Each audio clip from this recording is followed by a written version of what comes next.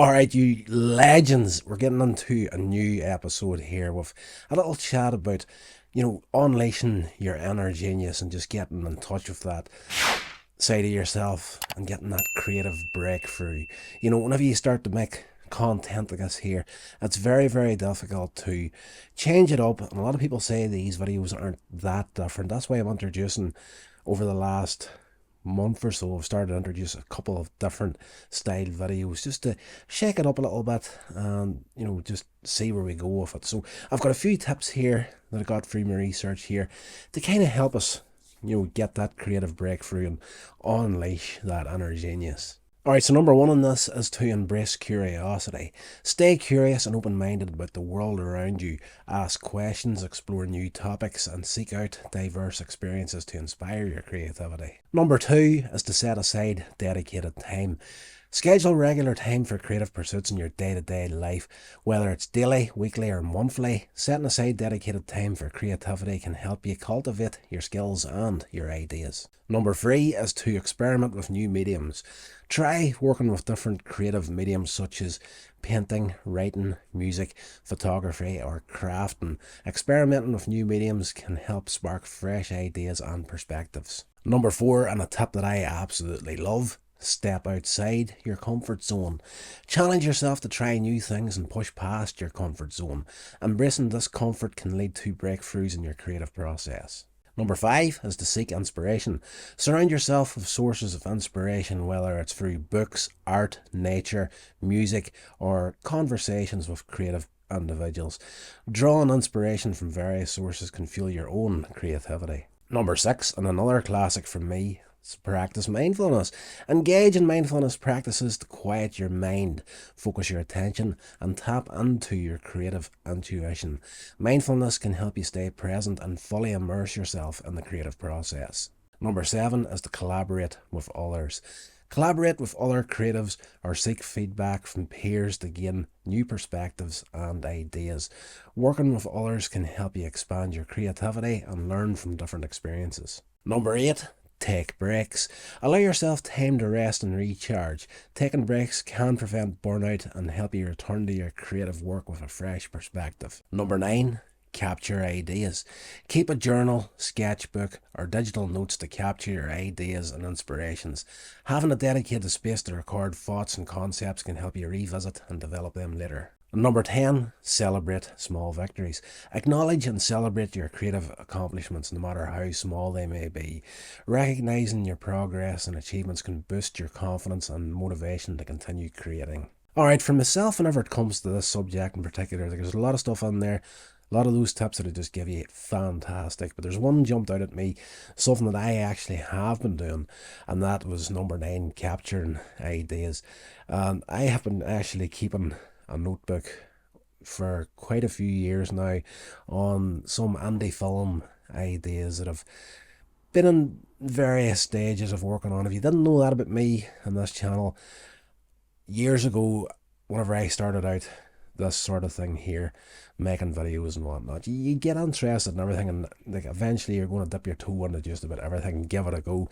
So I've tried the indie film thing a few times in the past.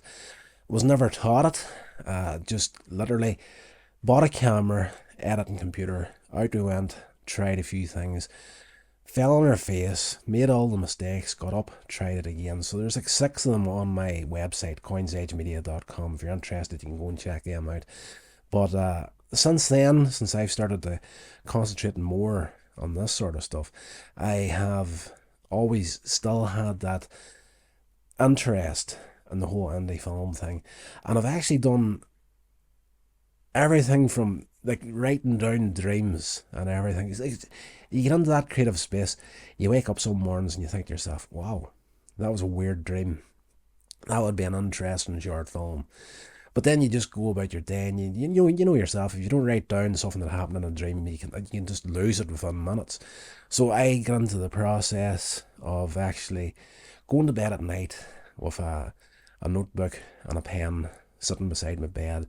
And if I woke up, it didn't matter what time of the night it would have been, if I had an idea, I would have quickly jotted it down in the book. And if I was too sleepy to actually, compose myself enough to actually write down a few notes. Then I started using the notes app on my iPhone, and I'll start that bad boy up, and like I've had some woke up to some weird messages to myself on my phone the odd morning, where you hear a sleepy version of myself giving myself an idea for a short film, and that's some of the weirdest stuff that you're ever likely to hear.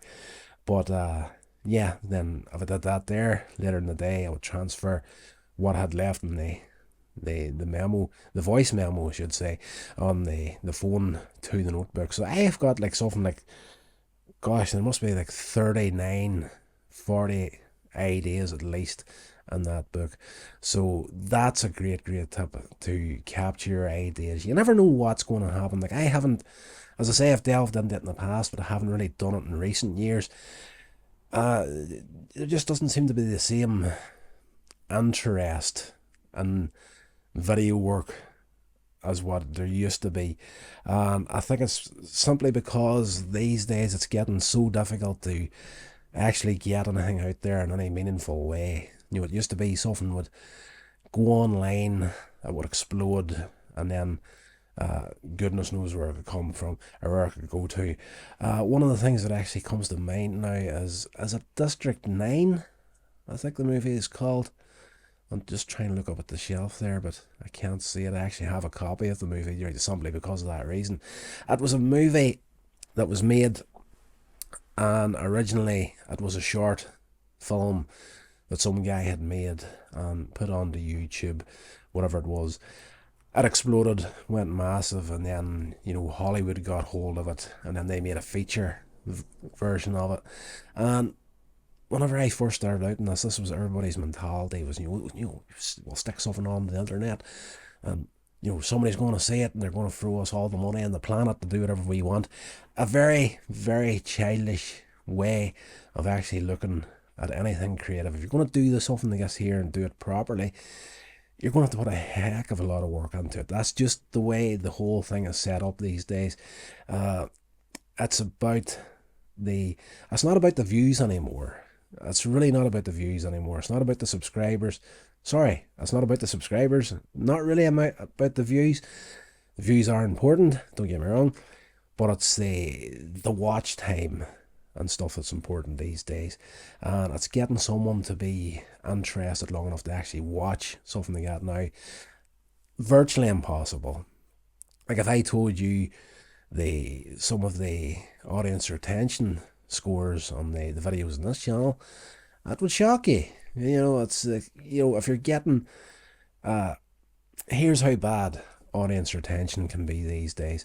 I had a guy left a comment probably about 3.5-4 months ago now on one of my videos that was complaining that the video was far too long. Now, I'm not going to lie to you, it was one of like if you're on this channel, you've been here for any length of time, you'll know that I do a heck of a lot of shorts content. Like I put out maybe 4 in a day. That's where I average out that on the channel. But this guy complained that a video was far too long, and I usually don't comment back to stuff like that there, but it kind of blew my hair back, because I was like, this is a piece of the shorts content right here. And I commented back, and I was like, you're actually complaining that a 21-second video is far too long?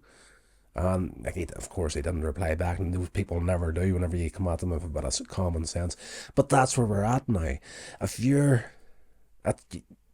it's a magic trick to get anybody to watch something long content these days. It's really, really difficult. It's not impossible, but you need to put a heck of a lot of work into it. And like, the only reason I feel that this channel's starting to grow slightly now is the amount of stuff that I'm putting out, and you're eventually getting people that are willing to come in and watch the thing. That was a bit of a tangent. I don't know if it made much sense to you or not, but it is what it is. Whenever I get talking, whenever the mug starts to flap, I could go for hours, but I'm trying not to do that. So that is going to do it for this video. Hopefully that'll help you there, and just getting your creative side your creative side. I don't know why I put a big pause in the middle of that word, but I did. So it is what it is. But yeah, hopefully you'll get your creative breakthrough by using some of these tips. And if you do, please feel free to get into the comments and let me know if they did help you. And until the next one, stay safe. Get out there, do your thing. I will talk to you in the next episode.